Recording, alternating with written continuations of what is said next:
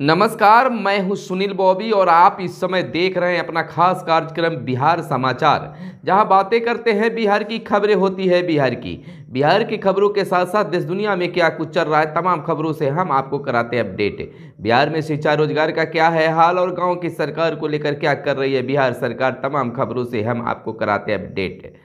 पहली और बड़ी खबर हम आपको राजनीति से लेते हैं। राजनीतिक उथल पुथल बिहार में इन दिनों मचा हुआ है। बिहार के मुख्यमंत्री नीतीश कुमार अपने पार्टी जदयू का खास बैठक दिल्ली में आज किया, यानी कि जदयू में काफ़ी कुछ अच्छा नहीं है। ऐसी कयास लगाई जा रही है कि जदयू का अध्यक्ष चेंज होगा, यानी कि ललन सिंह इस्तीफा देंगे। बहुत सारी बातें खुलकर आ रही है, लोग चर्चा कर रहे हैं, राजनीतिक बातें हो रही है कि सत्ता परिवर्तन होगा, गठबंधन अलग होंगे, लेकिन ऐसा फिलहाल कुछ नहीं लग रहा है। बिहार के मुख्यमंत्री के रूप में नीतीश कुमार ही रहेंगे और महागठबंधन की ही सरकार फिलहाल बनी रहेगी। भाजपा के साथ गठबंधन करने की जो बातें निकल कर आ रही है उस पर मुहर नहीं लगने की संभावना है। लोग कयास भले ही लगा रहे हैं, लेकिन ऐसी कोई दृश्य सामने नहीं दिख रही है। अगर जब भी बिहार के मुख्यमंत्री नीतीश कुमार पाला बदला है तो इस तरह का माहौल नहीं दिखा है कि वो अपनी पार्टी की खास बैठक सार्वजनिक रूप से कर रहे हो, उसके बाद में गठबंधन बदला हो। इसलिए हम कह सकते हैं कि फिलहाल भाजपा के साथ बिहार के मुख्यमंत्री नीतीश कुमार नहीं जा रहे हैं। खैर, राजनीतिक चर्चाएं फिलहाल जारी है। अब देखना यह होता है कि बिहार की सत्ता किस प्रकार से आगे बढ़ती है। इधर हम आपको बता दें कि बिहार के नियोजित शिक्षकों की राज्यकर्मी की दर्जा पाने को लेकर सक्षमता परीक्षा देने के लिए जनवरी माह में परीक्षा होने की पूरी उम्मीद जताई जा रही है। कहा जा रहा है कि अगर जनवरी माह में अगर परीक्षा नहीं हुई तो फरवरी में मैट्रिक और इंटर परीक्षा के कारण नियोजित शिक्षकों को सक्षमता परीक्षा नहीं हो पाएगी, और फरवरी में नहीं होगी तो मार्च में आचार संहिता लोकसभा चुनाव को लेकर लग जाने पर फिर 5-6 महीना 2-4 महीना के लिए वह टाल दिया जा सकता है। इसलिए ज़्यादा उम्मीद जताई जा रही है कि नियोजित शिक्षकों की परीक्षा जनवरी माह में ही होगी। इसको लेकर फिलहाल एजेंसी का नाम नहीं आ पाया है, एजेंसी तय नहीं शिक्षा विभाग कर पाई है, लेकिन अनुमान लगाया जा रहा है कि 1 से 2 दिनों के अंदर एजेंसी का भी नाम फाइनल हो जाएगा। लेकिन ज़्यादा उम्मीद जताई जा रही है कि बिहार बोर्ड के द्वारा, यानी बिहार विद्यालय परीक्षा समिति के द्वारा ही नियोजित शिक्षकों की सक्षमता परीक्षा ली जाएगी और 9 वर्ष में सौगात के रूप में बिहार के नियोजित शिक्षकों का राज्यकर्मी का दर्जा मिल जाएगा। और जो कुछ भी नियोजित शिक्षकों को लेकर नागवार गुजर रहा है, जो अच्छा नहीं लग रहा है, उसमें भी कुछ संशोधन होने की संभावना नजर आ रही है। इधर बता दें कि बिहार शिक्षा विभाग के आदेश असंवैधानिक, राज्यपाल के प्रधान सचिव रॉबर्ट एल चोंगथू ने मुख्य सचिव को लिखा है खास पत्र। उच्च शिक्षा संबंधी फैसलों को लेकर राजभवन ने जताई है अपनी आपत्ति। राजभवन पत्र लिखकर किया है तत्काल आवश्यक कदम उठाने का आग्रह। बता दें कि शिक्षा विभाग द्वारा विश्वविद्यालयों को दिए जा रहे आदेशों और उच्च शिक्षा संबंधी फैसलों को लेकर राजभवन ने एक बार फिर कड़ी आपत्ति प्रकट की है।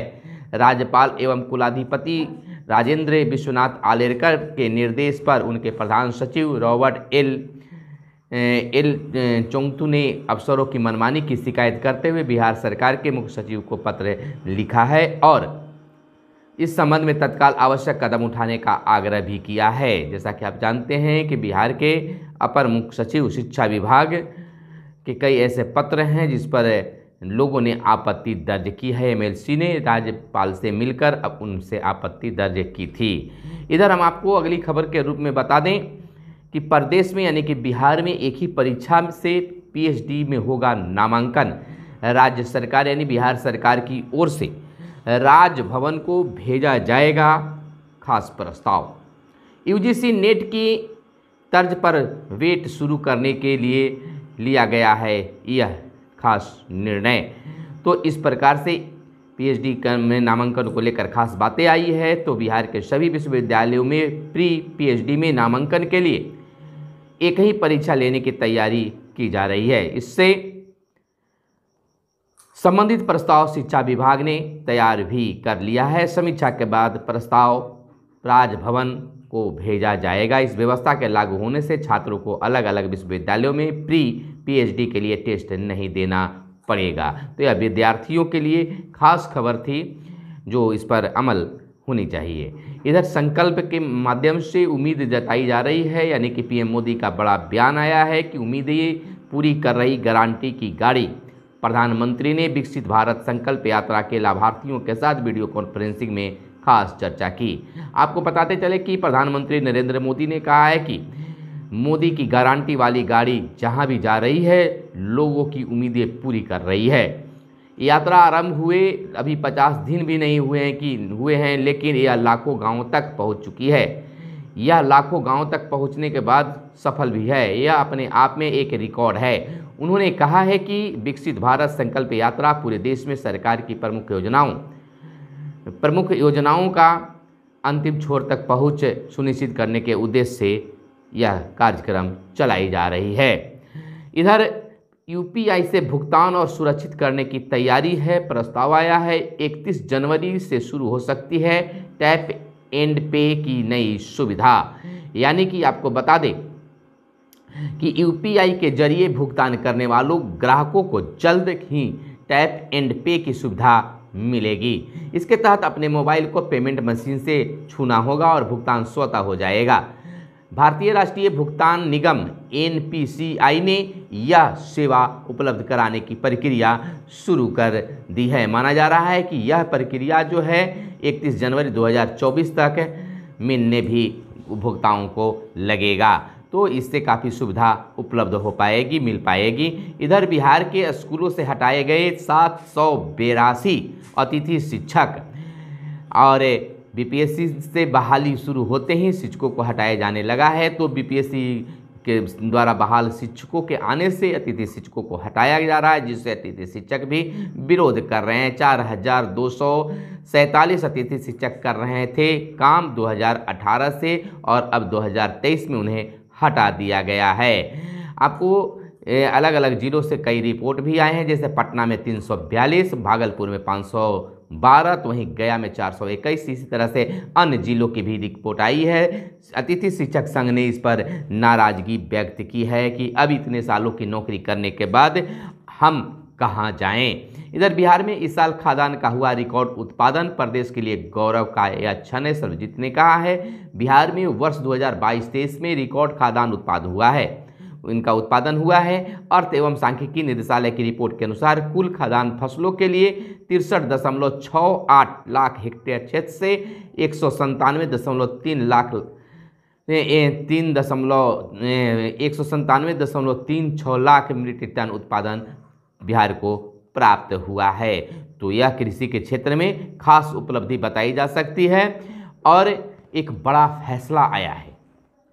फैसला है दक्षिण बिहार ग्रामीण बैंक की कई शाखाएं बंद होगी। शाखाएं बंद होने से ग्रामीण अर्थव्यवस्था प्रभावित होगी। बैंक प्रबंधन ने शुरू किया है इसका कवायद। बैंक प्रतिनिधि बीसी की सेवा देने का निर्णय। सभी क्षेत्रीय प्रबंधकों को बैंकों को चिन्हित करने का निर्देश दिया गया है। इधर राष्ट्रीय संयोजक ने इसको लेकर कहा है कि बिहार के सबसे बड़े ग्रामीण बैंक की शाखाओं में कमी लाने से ग्रामीण अर्थव्यवस्था प्रभावित होगी। बैंक शाखाओं के विलय का हर स्तर पर विरोध किया जाएगा। यह कहना है राष्ट्रीय संयोजक ज्वाइंट फोरम ऑफ ग्रामीण बैंक यूनियंस का। तो इस प्रकार से शाखाएं बंद होने की बात आई है। इधर बिहार भाजपा के प्रदेश अध्यक्ष सम्राट चौधरी का एक बयान आया है बिहार के शिक्षकों को लेकर, बिहार के नियोजित शिक्षकों को लेकर। उन्होंने कहा है कि भाजपाइयों के लहू से मिला शिक्षकों को न्याय। यानी भाजपा के प्रदेश अध्यक्ष सम्राट चौधरी ने कहा है कि राज्य के करीब 4 लाख नियोजित शिक्षकों को राज्यकर्मी का दर्जा मिल गया है, लेकिन इसके पीछे भाजपा कार्यकर्ताओं का लहू शामिल है। बीते दिन बयान में उन्होंने कहा है कि सरकार के निर्णय भाजपा के संघर्षों और लंबी लड़ाई की जीत है। सभी नियोजित शिक्षकों को बधाई देते हुए कहा है कि लंबे संघर्ष का यह सुखद परिणाम है। लेकिन नियोजित शिक्षकों ने कहा है कि नहीं, ऐसी बात नहीं है, क्योंकि जब बिहार में भाजपा की सरकार थी तो नियोजित शिक्षकों के द्वारा जब मांग किया जा रहा था समान काम समान वेतन की, तो उस समय बिहार के उप मुख्यमंत्री, पूर्व उप मुख्यमंत्री और उस समय के उप मुख्यमंत्री सुशील कुमार मोदी ने भी न देने की बात कही थी कि यह कहाँ से हो पाएगा। तो अगली खबर के रूप में हम आपको बता दें कि लगातार राजकर्मी बनने पर सीएम को बधाई दी जा रही है। एमएलसी ने मिलकर इसको लेकर बधाई बिहार के मुख्यमंत्री नीतीश कुमार को दी है। इधर नौकरी के बदले जमीन मामले में दिल्ली में ईडी के सामने पेश नहीं हुए लालू प्रसाद, स्वास्थ्य कारणों से नहीं जा सके राजद प्रमुख लालू प्रसाद यादव, तो एक बार फिर नहीं पहुंच पाए हैं। अब यहाँ बता दें कि राहुल गांधी अब भारत न्याय यात्रा निकालेंगे। संकल्प 14 जनवरी से 20 मार्च तक चलेगी कांग्रेस की यह खास यात्रा। पहले और अब भी फिर एक यात्रा शुरू हुई है। इधर सरपंच साहब के लिए एक बड़ी खबर निकल कर सामने आई है कि पंचायतों में सरपंच ही जारी करेंगे वंशावली प्रमाण पत्र। पंचायती राज विभाग के अपर मुख्य सचिव ने जारी किया है यह आदेश। राज्य में वंशावली प्रमाण पत्र सरपंच ही जारी करेंगे। इस संबंध में पंचायती राज विभाग ने बीते दिन आदेश जारी कर दिया है। विभाग के अपर मुख्य सचिव मिहिर कुमार सिंह ने सभी जिलाधिकारी और उप विकास आयुक्त, जिला परिषद और जिला पंचायती राज पदाधिकारी को पत्र भेजा है। तो यह बड़ी जिम्मेवारी वार्ड सदस्यों को दी गई है। इधर मंजूरी, दीघा से सोनपुर के बीच गंगा पर बनेगा 6 लेन का बड़ा पुल। तो यह पटना वासियों के लिए, बिहार वासियों के लिए खास होगा। इधर बिहार के नियोजित शिक्षकों का ब्यौरा जिलावार दर्ज अब होगा। अध्यापकों की ओर से अधूरी जानकारी देने पर विभाग का यह फैसला है। कई नियोजित शिक्षक खुद को नियमित बता रहे थे, यह मामला भी नीचे आया है, तो इसको लेकर आदेश दिए गए हैं। इधर 8 शहरों में स्ट्रीट वेंडिंग प्लान लागू होगा। यह कवायद शुरू हो गई। अब तक पटना समेत 7 शहरों में 24 वेंडिंग प्लान चालू। और इधर हम आपको बता दें कि SC/ST वर्ग के 3115 अभ्यर्थी सफल हुए हैं।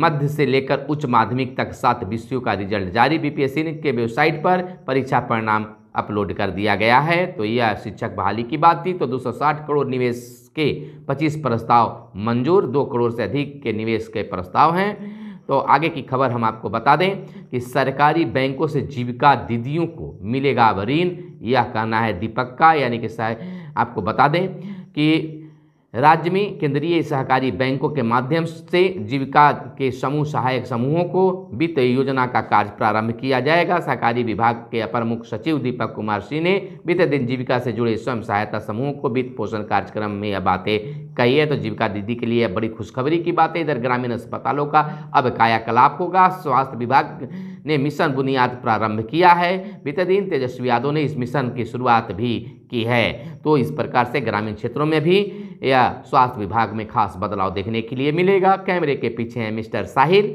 वीडियो कैसा लगा? वीडियो को आपके माध्यम से काफ़ी सराहा जा रहा है, तो आप हमारे साथ बने रहिए। चैनल को जरूर सब्सक्राइब कर लीजिएगा। फिर मिलते हैं अगले वीडियो में, तब तक ले दीजिए इजाज़त। धन्यवाद। जय हिंद, जय भारत, वंदे मातरम।